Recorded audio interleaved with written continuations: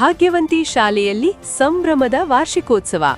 ತಾಳಿಕೋಟಿ ತಾಲೂಕಿನ ಬಿಳೆಭಾವಿ ಗ್ರಾಮದ ಶ್ರೀ ಭಾಗ್ಯವಂತಿ ಹಿರಿಯ ಪ್ರಾಥಮಿಕ ಶಾಲೆ ಇದರ 2026ರ ವಾರ್ಷಿಕ ಸ್ನೇಹ ಸಮ್ಮೇಳನ ಸಂಭ್ರಮದಿಂದ ಜರುಗಿತು. ಸಾಸನೂರ ಗುರುಕುಲದ ಪೀಠಾಧಿಪತಿಗಳಾದ ಪೂಜ್ಯ ಶಿವಲಿಂಗ ಮಹಾಸ್ವಾಮಿಗಳು ಹಾಗೂ ಶಟಸ್ಥಲ ಬ್ರಹ್ಮ ಮಹಾಂತಲಿಂಗ ಶಿವಾಚಾರ್ಯರು ಕಾರ್ಯಕ್ರಮದ ಸಾನ್ನಿಧ್ಯ ವಹಿಸಿದ್ದರು. ಶ್ರೀ ಮಲ್ಲಣ್ಣ ಅಸ್ಕಿ ಅಧ್ಯಕ್ಷತೆ ವಹಿಸಿದ್ದರು. ಜಿಲ್ಲಾ ಪಂಚಾಯತ್ ಮಾಜಿ ಸದಸ್ಯ ಎಚ್.ಸಿ. ಪೊಲೀಸ್ ಪಾಟೀಲ ಹಾಗೂ ಪ್ರಥಮ ದರ್ಜೆ ಗುತ್ತಿಗೆದಾರ ಡಾಕ್ಟರ್ ಬಿ.ಎಂ. ಅಳ್ಳಿಕೋಟಿ ಸಮಾರಂಭವನ್ನು ಉದ್ಘಾಟಿಸಿದರು. ಸಂಸ್ಥೆಯ ಅಧ್ಯಕ್ಷ ಮಲ್ಲಣ್ಣ ಪರಸನಳ್ಳಿ ನೇತೃತ್ವ ವಹಿಸಿದ್ದರು. ಖ್ಯಾತ ವಾಗ್ಮಿ ಬಸವರಾಜ್ ಎಸ್ ಹಂಚಲಿ ಅವರು ವಿದ್ಯಾರ್ಥಿಗಳಿಗೆ ಪ್ರೇರಣಾದಾಯಕವಾದ ಉಪನ್ಯಾಸವನ್ನು ನೀಡಿದರು. ಮುಖ್ಯ ಅತಿಥಿಗಳಾಗಿ ಆಗಮಿಸಿದ ಖ್ಯಾತ ನೇತ್ರತಜ್ಞ ಡಾಕ್ಟರ್ ಪ್ರಭುಗೌಡ ಲಿಂಗದಳ್ಳಿ, ಜಿಲ್ಲಾ ಪಂಚಾಯತ್ ಮಾಜಿ ಸದಸ್ಯ ಬಸನಗೌಡ ವಣಕಿಹಾಳ ಹಾಗೂ ಸಂಗನಗೌಡ ಸೋಮನಗೌಡ ಪಾಟೀಲ ಮಾತನಾಡಿದರು. ವಿವಿಧ ಕ್ರೀಡೆಗಳಲ್ಲಿ ಉತ್ತಮ ಸಾಧನೆ ತೋರಿದ ಹಾಗೂ ನವೋದಯ ಸೈನಿಕ ಶಾಲೆಗಳಿಗೆ ಪ್ರವೇಶ ಪಡೆದ 100 ವಿದ್ಯಾರ್ಥಿಗಳನ್ನು ಸನ್ಮಾನಿಸಿ ಗೌರವಿಸಲಾಯಿತು. ಕಾರ್ಯಕ್ರಮದಲ್ಲಿ ಮಕ್ಕಳು ಪ್ರದರ್ಶಿಸಿದ ವಿವಿಧ ಸಾಂಸ್ಕೃತಿಕ ಕಾರ್ಯಕ್ರಮಗಳು ಎಲ್ಲರ ಕಣ್ಮನ ಸೆಳೆದವು. ಶಿಕ್ಷಕ ಮೆಹಮೂದ್ ಬಾಗಲಕೋಟ ಕಾರ್ಯಕ್ರಮ ಸುಂದರವಾಗಿ ನಿರ್ವಹಿಸಿದರು. ಕಾರ್ಯಕ್ರಮದಲ್ಲಿ ಗುರುಣ್ಣಗೌಡ ಗುರಡ್ಡಿ, ಪ್ರಾಥಮಿಕ ಶಾಲಾ ಶಿಕ್ಷಕರ ಸಂಘದ ತಾಲೂಕು ಅಧ್ಯಕ್ಷ ಬಿಟಿ ವಜ್ಜಲ್, ಸಿಆರ್ಸಿ ರಾಜು ಮೂರಮಾನ, ಮಲ್ಲನಗೌಡ ಮಾಳಿ, ಮುತ್ತನಗೌಡ ಮಾಳಿ, ಸಂಗಮೇಶ ದೇಸಾಯಿ, ಸಾಹೇಬ್ಗೌಡ ರಾರಡ್ಡಿ, ನಿವೃತ್ತ ಶಿಕ್ಷಕ ಸಾಹೇಬ್ಗೌಡ ವಠಾರ, ಕಾರ್ಯದರ್ಶಿ ಸಿದ್ದನಗೌಡ ಪರಸನಳ್ಳಿ, ಮುಖ್ಯ ಗುರುಗಳಾದ ವಿಷ್ಣು ನಾಯ್ಕ್, ಶಿಕ್ಷಕ ಸಿದ್ರಾಮಯ್ಯ ಮಠ, ವಿದ್ಯಾರ್ಥಿ ಪ್ರತಿನಿಧಿ ಸಹನಾ ದೇಸಾಯಿ, ಆಡಳಿತ ಮಂಡಳಿ ಸದಸ್ಯರು, ಶಿಕ್ಷಕ ವರ್ಗ, ಸಿಬ್ಬಂದಿಗಳು, ಪಾಲಕರು ಹಾಗೂ ವಿದ್ಯಾರ್ಥಿಗಳು ಇದ್ದರು. ವರದಿಗಾರರು ದೇವು ಕೂಚಬಾಳ, ಡಿಕೆ ನ್ಯೂಸ್ ಕನ್ನಡ, ತಾಳಿಕೋಟಿ.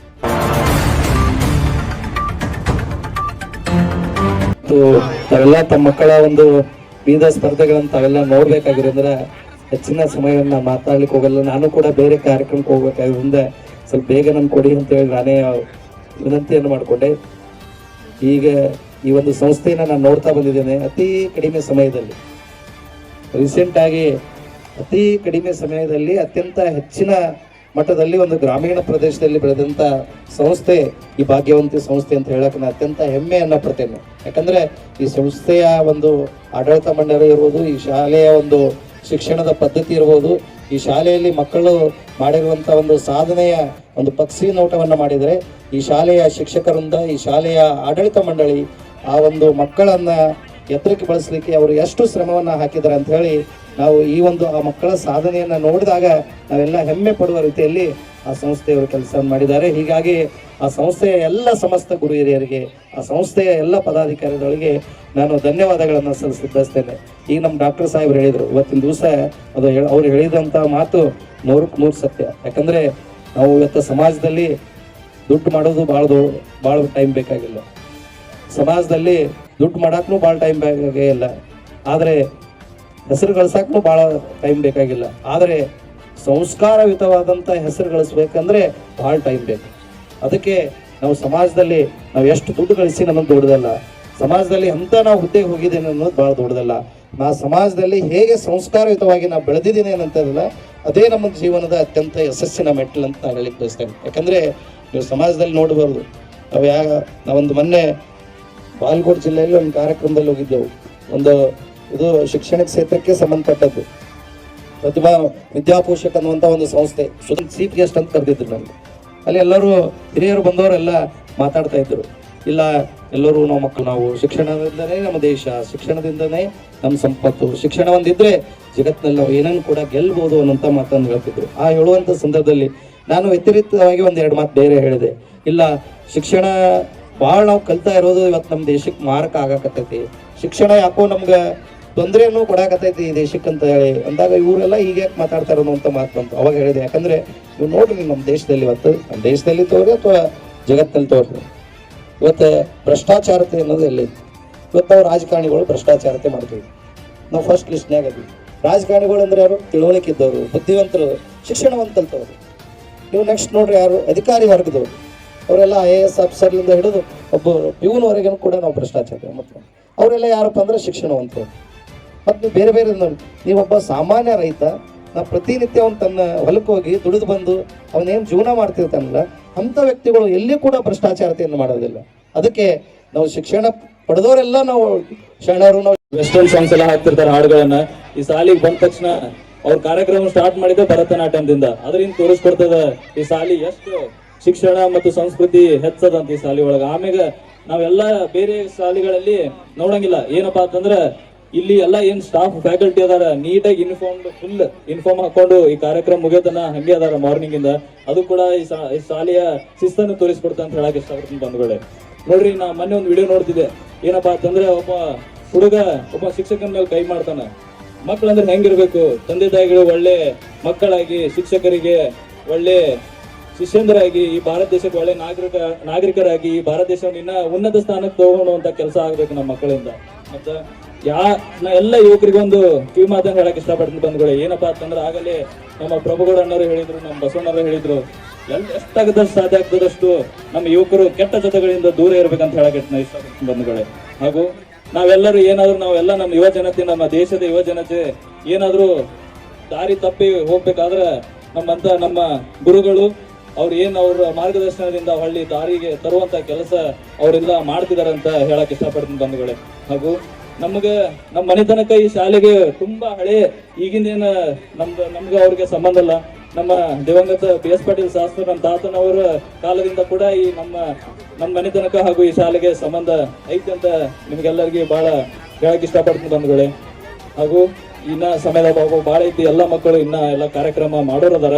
ಹಾಗೂ ಇನ್ನ ಪೂಜ್ಯರ ಇನ್ನ ವಚನಗಳು ಅದಾವ ಅಂತ ಹೇಳ್ದ ನನಗಿಲ್ಲಿ ಕರೆದು ಸನ್ಮಾನ ಮಾಡಿ 2 ಮಾತುಗಳು ಮಾತಾಡೋದು ಅವಕಾಶ ಮಾಡಿಕೊಂಡ ಸಮಸ್ತ ಈ ಗ್ರಾಮದ ಎಲ್ಲ ಗುರು ಹಿರಿಯರಲ್ಲಿ, ತಂದೆ ತಾಯಿರಲ್ಲಿ, ಅಕ್ಕ ತಂಗಿಯರಲ್ಲಿ, ಪೂಜ್ಯರಲ್ಲಿ ನನ್ನ ನಮಸ್ಕಾರಗಳನ್ನು ಹೇಳ್ತಾ ನಾನು 2 ಮಾತುಗಳು ಮುಗಿಸ್ತೀನಿ. ಜೈ ಹಿಂದ್. ಉದ್ದಕ್ಕೂ ಬೇಡ ಮತ್ತು ಸಾಕು ಎನ್ನುವ 2 ದೀಕ್ಷೆಗಳನ್ನ ತೊಟ್ಟುಕೊಂಡು ಹೋದಂತಹ 21ನೇ ಶತಮಾನದ ಶ್ರೇಷ್ಠ ಸಂತ, ನಡೆದಾಡುವ ದೇವರು ಪರಮ ಪೂಜ್ಯ ಸಿದ್ದೇಶ್ವರ ಅಪ್ಪನವರಿಗೆ ಮೊದಲನೇದಾಗಿ ನನ್ನ ನಮನಗಳನ್ನ ಸಲ್ಲಿಸ್ತಾ ತಮ್ಮೆಲ್ಲರ ಜೋರಾದ ಚಪ್ಪಾಳೆಯ ಮೂಲಕ ಪೂಜ್ಯರನ್ನ ನಾವೆಲ್ಲ ಸ್ಮರಿಸ್ಕೊಳ್ಬೇಕು.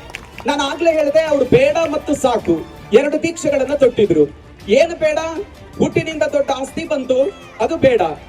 ಭಕ್ತರು ದಕ್ಷಿಣೆಯನ್ನ ಕೊಡ್ಲಿಕ್ಕೆ ಬಂದ್ರು, ಅದು ಬೇಡ. ಅಂಗಿಗೆ ಕಿಸೆ ಇದ್ರೆ ಹಾಕ್ಬೇಕು ಅಂತ ಆಸೆ ಬರುತ್ತೆ, ನನಗೆ ಕಿಸೆ ಬೇಡ. ಕರ್ನಾಟಕ ವಿಶ್ವವಿದ್ಯಾಲಯ ಧಾರವಾಡದವರು ಗೌರವ ಡಾಕ್ಟರೇಟ್ ಕೊಡ್ಲಿಕ್ಕೆ ಬಂದ್ರು, ಅದು ಬೇಡ. ಲಾಸ್ಟಿಗೆ ಭಾರತ ಸರ್ಕಾರ ಪದ್ಮಶ್ರೀ ಪ್ರಶಸ್ತಿಯನ್ನ ಕೊಡ್ಲಿಕ್ಕೆ ಬಂತು, ಅದು ಬೇಡ. ಹಾಗಾದ್ರೆ ಎಲ್ಲವನ್ನೂ ಕೂಡ ಬೇಡ ಬೇಡ ಬೇಡ ಅಂತಾನೆ ಯಾರೂ ಏರದ ಎತ್ತರವನ್ನ ಹಾಗೂ ಯಾರೂ ಇಳಿಯದ ಆಳವನ್ನ ತಲುಪಿದಂತಹ ಪರಮ ಪೂಜ್ಯರು. ಇನ್ನೊಂದು ಸಾಕು. ಯಾವುದು ಸಾಕು ಅಂತ ಕೇಳಿದ್ರೆ, ಕೊನೆಯದಾಗಿ ಅವರು ಅಂತಿಮ ದಿನಗಳಲ್ಲಿ ಇರ್ಬೇಕಾದ್ರೆ ಎಲ್ಲರೂ ಒತ್ತಾಯ ಮಾಡಿದ್ರು ಪೂಜ್ಯರಿಗೆ, ಅಪ್ಪ ಅವರ ನೀವು ಇನ್ನೊಂದಿಷ್ಟು ದಿವಸ ಬದುಕಬೇಕು, ನಮಗ್ ಮಾರ್ಗದರ್ಶನ ಮಾಡಬೇಕು ಅಂದಾಗ್ಲೂ ಕೂಡ ಪರಮ ಪೂಜ್ಯರು ಹೇಳಿದ್ದೊಂದೇ ಮಾತು, ಹುಟ್ಟಿದ ಒಂದು ಜೀವ ಒಂದಲ್ಲ ಒಂದು ದಿನ ಮಣ್ಣಿಗೆ ಸೇರ್ಲೇಬೇಕು. ನಾನು ದೇಶದ ಪ್ರಧಾನಮಂತ್ರಿ ಆಗಿದ್ರು ಸರಿನೇ, ಅಧಿಕಾರದಲ್ಲಿ ಎತ್ರಿ ಇದ್ರು ಸರಿನೇ, ಟಾಟಾ ಬಿರ್ಲಾ ಅಂಬಾನಿ ಏನಾಗಿದ್ರು ಸರಿನೇ, ಏನೇ ಸಾಧನೆಯನ್ನ ಮಾಡಿದ್ರು ಸರಿನೇ, ಜ್ಞಾನವನ್ನ ಪಡೆದಿದ್ರು ಸರಿನೇ, ಹುಟ್ಟಿದ ಜೀವ ಒಂದಿನ ಸಾಯ್ಬೇಕು.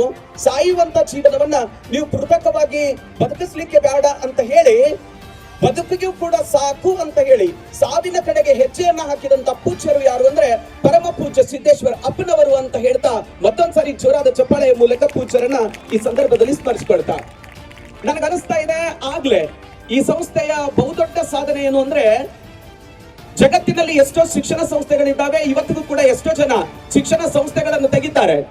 ಸಂಸ್ಥೆಯ ಹುಟ್ಟಿ 10 ವರ್ಷ, 20 ವರ್ಷ, 30 ವರ್ಷ, 40 ವರ್ಷ ಆದ್ರೂ ಕೂಡ ಒಂದು ಸಂಸ್ಥೆಗೆ 100 ಜನ ವಿದ್ಯಾರ್ಥಿಗಳನ್ನ ಇವತ್ತು ಸೈನಿಕ, ಮುರಾರ್ಜಿ, ಆದರ್ಶ, ನವೋದಯ ಸೇರಿದಂತೆ ಪರೀಕ್ಷೆಗಳಿಗೆ ಸೆಲೆಕ್ಷನ್ ಮಾಡ್ಲಿಕ್ಕೆ ಆಗಿರೋದಿಲ್ಲ. ಆದ್ರೆ ಬಹಳ ಹೆಮ್ಮೆ ಇದೆ, ಅಭಿಮಾನ ಇದೆ. ಈ ಶಾಲೆಯಲ್ಲಿ ಓದ್ತಾ ಇರುವಂತ ಎಲ್ಲ ಮಕ್ಕಳು ಸೌಭಾಗ್ಯವಂತರು ಅಷ್ಟೇ ಅಲ್ಲ, ತಮ್ಮ ಮಕ್ಕಳನ್ನ ಈ ಶಾಲೆಗೆ ಓದಿಸ್ತಾ ಇದ್ದೀರಲ್ಲ ಪಾಲಕ ಬಂಧುಗಳು, ನೀವೆಲ್ಲರೂ ಕೂಡ ಸೌಭಾಗ್ಯವಂತರು ಅಂತ ಹೇಳ್ತಾ ಕೇವಲ 5 ವರ್ಷಗಳಲ್ಲಿ 100 ಜನ ವಿದ್ಯಾರ್ಥಿಗಳನ್ನ ನವೋದಯ, ಸೈನಿಕ, ಆದರ್ಶ ಸೇರಿದಂತೆ ಬೇರೆ ಬೇರೆ ಪರೀಕ್ಷೆಗಳಲ್ಲಿ 100 ಮಕ್ಕಳು ಇವತ್ತು ಸೆಲೆಕ್ಷನ್ ಆಗಿದ್ದಾರಲ್ಲ 5 ವರ್ಷಗಳಲ್ಲಿ. ನಿಮ್ಮೆಲ್ಲರ ಮೂಲಕ ಒಂದು ಜೋರಾದ ಚಪ್ಪಾಳೆ ಒಂದ್ಸಾರಿ. ಈ ಭಾಗದ ಸರಳ ಸಜ್ಜನಿಕೆಯ ಡಾಕ್ಟರ್ ಆಗಿರ್ಬೋದು ಮತ್ತು ಮುಂದಿನ ಭವಿಷ್ಯತ್ತಿನಲ್ಲಿ ಈ ಕ್ಷೇತ್ರದ ಶಾಸಕರಾಗಿರ್ತಕ್ಕಂಥ ನಮ್ಮ ಆತ್ಮೀಯ ಬಂಧುಗಳಾಗಿರ್ತಕ್ಕಂಥ ಡಾಕ್ಟರ್ ಪ್ರಭುಗೌಡ ಪಾಟೀಲ್ ಅವರೇ, ಇನ್ನೊಬ್ಬ ನಮ್ಮ ಪಕ್ಷದ ಮಾಜಿ ಶಾಸಕರು, ಸರಳ ಸಜ್ಜನಿಕೆಯ ರಾಜಕಾರಣಿಗಳು, ನಮ್ಮೆಲ್ಲರಿಗೆ ಮಾರ್ಗದರ್ಶಕರು, ಅವರ ಸುಪುತ್ರರಾಗಿರ್ತಕ್ಕಂಥ ಸನ್ಮಾನ್ಯ ಸಂಗನಗೌಡ ಪಾಟೀಲ್ ರವರೇ, ವೇದಿಕೆ ಮೇಲೆ ಉಪಸ್ಥಿತಂತ, ಯಾಕಂದ್ರೆ ಸಮಯ ಬಾಳಾಗಿದೆ, ನನಗಿಂತ ಕಿರಿಯರಿಲ್ಲ, ಶಿವಭಕ್ತರಿಗಿಂತ ಹಿರಿಯರಿಲ್ಲ ಎನ್ನುವಂತೆ ವೇದಿಕೆ ಮೇಲೆ ಉಪಸ್ಥಿತ ಎಲ್ಲ ಹಿರಿಯರೇ, ಈ ಕಾರ್ಯಕ್ರಮದಲ್ಲಿ ಪಾಲ್ಗೊಂಡಿರ್ತಕ್ಕಂಥ ಎಲ್ಲ ಪಾಲಕ ತಂದೆ ತಾಯಿದರೆ, ಮುದ್ದು ವಿದ್ಯಾರ್ಥಿನಿಯರೇ, ಪತ್ರಿಕಾ ಮಾಧ್ಯಮದವರೇ, ನಾನು ಇಲ್ಲಿ ಮಾತನಾಡೋದಂಥದ್ದು ಏನಿಲ್ಲ ಅಂತ ನಾನು ತಿಳ್ಕೊಂಡಿದ್ದೇನೆ. ಯಾಕಂದ್ರೆ ಅಂಚಲಿ ಸರ್ ಅವರು, ಅಂಚಲಿಯವರ ಅಣ್ಣ ಒಬ್ಬರು ಅಶೋಕ್ ಅಂಚಲಿ ಅನ್ನೋದು ನಮಗೆ ಬಹಳ ಹತ್ತಿರದ ಗುರುಗಳು ಮತ್ತು ನಮ್ಮ ಬಹಳ ಆತ್ಮೀಯರು. ನಾನು ಅಂಚಲಿ ಅಂದ್ರೆ ಅವರು ಬಂದ ತಕ್ಷಣ ನಾನು ಅಂಚಲಿ ಅನ್ನೋದ್ರೆ ಸ್ವಲ್ಪ ಮ್ಯಾಲೆ ಕೆಳಗೆ ನೋಡಿದೆ, ಅವರೇ ಮತ್ತೇನೋ ಫರ್ಕ್ ಆಗ್ಯಾರಂತ ಮ್ಯಾಲೆ ಕೆಳಗೆ ನೋಡಿದ್ರೆ ಅವರು ಕೂಡ ಒಳ್ಳೆಯ ವಾಗ್ಮಿಗಳಾಗಿದ್ರು. ಅವರ ಭಾಷಣವನ್ನು ನಾನು ಕೇಳಿದ್ರೆ ಬಹಳ ಸಂತೋಷ ಆಗ್ತದೆ. ನಾನು ಹೆಚ್ಚಿಗೆ ಮಾತನಾಡಲ್ಲ, ಯಾಕೆ ಇವತ್ತು ಇಲ್ಲಿ 1 ನಿಮಿಷ ಮಾತನಾಡ್ಲಿಕ್ಕೆ ಅವಕಾಶ ಬಂದಿದ್ದೇನೆ ಅಂದ್ರೆ, ಸನ್ಮಾನ್ಯ ನನ್ನ ಊರಿನಲ್ಲಿ ಮೊಟ್ಟ ಮೊದಲನೇದಾಗಿ ಟ್ಯೂಷನ್ ಹೇಳಕ್ಕಂತ ಬಂದಂತ ಒಬ್ಬ ಸಿದ್ದನಗೌಡ ಇವತ್ತು ಈ ಶಾಲೆಯ ಈ ಮಟ್ಟಕ್ಕೆ ತಂದಿದ್ದಾನಂತ ಒಂದು ಅಭಿನಂದನೆ ನುಡಿಯನ್ನು ಹೇಳಲಿಕ್ಕೆ ಬಂದಿದ್ದೇನೆ ಇವನ ಮತ್ತೇನೂ ಅಲ್ಲ. ಯಾಕಂದ್ರೆ ಬಹುಶಃ ಈ ಭಾಗದಲ್ಲಿ ಅನೇಕ ಮುಖಂಡರು ಎಲ್ಲರೂ ಇದ್ದಾಗೂ ಕೂಡ ಬಹಳ ಸಲ ಬಂದು ನೀವು ಈ ಕಾರ್ಯಕ್ರಮಕ್ಕೆ ಉದ್ಘಾಟಕರಾಗಿ ಬರೋದು, ನಾನು ಬೇಡಪ್ಪ ಅಲ್ಲೆಲ್ಲ ದೊಡ್ಡ ದೊಡ್ಡ ಇದ್ದಾರೆ, ನಾನೇನು ಬರತಕ್ಕಂಥ ಅವಶ್ಯಕತೆ ಇಲ್ಲ ಅಂತ ಹೇಳಿದ್ರು ಕೂಡ ಇವತ್ತು ಬಹಳ ಮುತುವರ್ಜಿ ವಹಿಸಿ ಬಹಳ ಕೆಲಸವನ್ನು ಮಾಡಿದ್ದಾರೆ. ಬಹಳ ಸಂತೋಷ ಆಗ್ತದೆ. ಯಾಕಂದ್ರೆ ಈ ಶಾಲೆ ಕಟ್ಟಬೇಕು, ಈ ಶಾಲೆಯನ್ನು ನಡೆಸಿಕೊಂಡು ಹೋಗ್ಬೇಕಂದ್ರೆ ಈಗ ಅಂಚಲಿ ಸರ್ ಹೇಳಿದ್ರಲ್ಲ, 300 ವಿದ್ಯಾರ್ಥಿಗಳ ಶಾಲೆಯನ್ನು ಮಾಡಿ ಒಂದು ನೆನಪಂತ ನನಗೆ.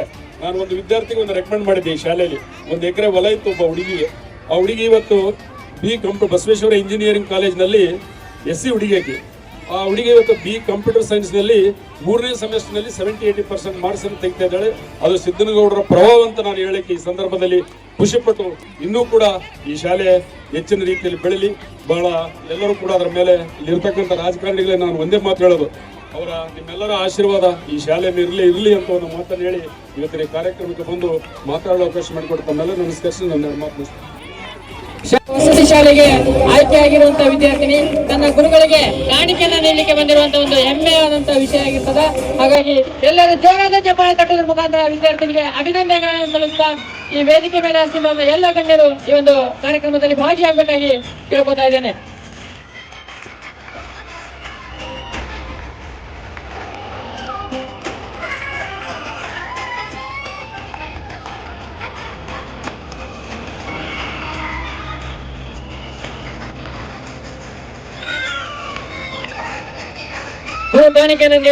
ಒಂದು ಸ್ವಲ್ಪ ಸಿದ್ದನಗೌಡ ಪರಮೇಶ್ವರ್ ಸರ್ ಅವರಿಗೆ ವೇದಿಕೆಯಾದ ಒಂದು ಸ್ವಲ್ಪ ಧೈರ್ಯ ಮಾಡ್ತಾ ಇಲ್ಲ ವೇದಿಕೆಯಲ್ಲಿ ಮಾತಾಡಕ್ಕೆ. ಅವರ ಮನದ ಮಾತನ್ನ ನನಗೆ ಹೇಳಂತ ಹೇಳಿದ್ದಾರೆ ದಯವಿಟ್ಟು. ಸೊ ಹಾಗಾಗಿ ಆ ಸಿದ್ದನಗೌಡ ಸರ್ ಪರಮೇಶ್ವರ್ ಅವರ ಮನದ ಮಾತನ್ನ ನಾನು ಹೇಳ್ತಾ ಇದ್ದೇನೆ. ಯಾಕಂದ್ರೆ ಈಗ ನಮ್ಮ ಅಂಚಲಿ ಸರ್ ಅವರು ಹೇಳಿದ್ರು, ಸಿದ್ದನಗೌಡ ಸರ್ ಚಿಕ್ಕ ವಯಸ್ಸಿನಲ್ಲಿ ಇಂಥ ದೊಡ್ಡ ಸಾಧನೆ ಮಾಡಿದ್ದಾರೆ, ಅವರಿಗೆ ಸರ್ಕಾರಿ ಶಿಕ್ಷೆ ಹುದ್ದೆ ಬಂದಿದ್ರು ಕೂಡ ಅವರು ಅದನ್ನು ತ್ಯಜಿಸಿ ನಮ್ಮ ಗ್ರಾಮೀಣ ಮಕ್ಕಳಿಗೆ ಶಿಕ್ಷಣವನ್ನು ನೀಡಿ ಅವರ ಒಂದು ಯಶಸ್ಸಿನ ಹಾದಿಯಲ್ಲಿ ಅವರನ್ನ ಯಶಸ್ಸಿನಲ್ಲಿ ನನ್ನ ಖುಷಿ ತೃಪ್ತಿಯನ್ನು ಕಾಣಬೇಕಂತ ಹೇಳಿ ಅವರು ಈ ಸಂಸ್ಥೆ ತೆಗೆದಾರಂತ ಹೇಳಿದ್ರು. ಆದ್ರೆ ಆ ಸಿದ್ದನಗೌಡ ಸರ್ ಅನ್ನೋದು ಕೇವಲ ಅವರು ಇದು ಸಂಸ್ಥೆ ಕಟ್ಟಬೇಕನ್ನೋದು ಅವರಿಗೆ ಒಂದು ಕನಸಾಗಿತ್ತು. ಆ ಕನಸಿಗೆ ನೀರೆರೆದು ಪೋಷಿಸಿ ಪಾಲನೆ ಮಾಡಿದಂತವರು ಅವರ ಮಾವನವರಾದಂತಹ ಶ್ರೀಯುತ ಮಲ್ಲನಗೌಡ ಅಸ್ಕಿ ಅವರು. ಸೊ ಅವ್ರ ಮಾವನವರ ಒಂದು ಸಹಕಾರದಿಂದ ಈ ಒಂದು ದೊಡ್ಡ ಮಟ್ಟದ ಸಂಸ್ಥೆ ಈ ಒಂದು ನಮ್ಮ ಬೆಳೆಬಾವಿ ಗ್ರಾಮದಲ್ಲಿ ಬೆಳೆದು ನಿಂತಿದೆ. ಸೊ ಅದಕ್ಕೆ ಸಹಕಾರಿಯಾಗಿರ್ತಕ್ಕಂಥವರು ಅವರ ತಂದೆಯವರು, ಅವರ ಚಿಕ್ಕಪ್ಪನವರು ಹಾಗೂ ಅವರ ಊರಿನ ಮತ್ತು ನೆರೆಯ ಸುತ್ತಮುತ್ತಲ ಹಳ್ಳಿಯಲ್ಲಿರ್ತಕ್ಕಂಥ ಅವರ ಸ್ನೇಹ ಒಂದು ಬಳಗ. ಆ ಸ್ನೇಹ ಬಳಗವೇ ಇವತ್ತು ಈ ಸಿದ್ದನಗೌಡ ಸರ್ ಅವರ ಒಂದು ಸಾಧನೆಗೆ ಸ್ಫೂರ್ತಿ ಮತ್ತು ಸಹಕಾರ ಅಂತ ಹೇಳ್ತಾ ಈ ಸಿದ್ದನಗೌಡ ಸರ್ ಅವರ ಪರವಾಗಿ ಮಾತಾಡೋಕೆ ಅವಕಾಶ ಕೊಟ್ಟಂತ ಎಲ್ಲರಿಗೆ ಧನ್ಯವಾದಗಳು.